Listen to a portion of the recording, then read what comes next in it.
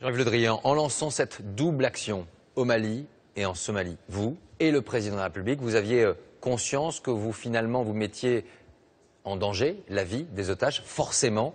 Est-ce que c'est ce que l'on appelle la raison d'État? Moi, je comprends la crainte, la douleur, la souffrance des familles d'otages. Chacun la comprend. Mais dès qu'il y a un otage, il y a risque pour sa vie.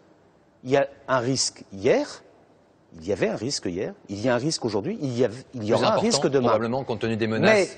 Mais si la France n'était pas intervenue pour empêcher la progression de ces groupes terroristes, et si ces groupes terroristes avaient pris Bamako, le risque était encore plus fort, parce qu'ils occupaient à ce moment-là une surface beaucoup plus importante avec des moyens beaucoup plus sophistiqués. Donc il fallait marquer un coup d'arrêt, c'est ce qui s'est fait. On va retrouver Javid Imbert en direct du Palais de l'Élysée. Juste une dernière question, le plan Vigipirate renforcé, ça veut dire que les Français qui vont prendre le métro, qui vont prendre le bus, doivent s'inquiéter, être plus vigilants aujourd'hui? Il faut être précautionneux dans une situation de tension internationale et avec les risques que nous avons identifiés ensemble au cours de ce journal. Merci, monsieur le ministre.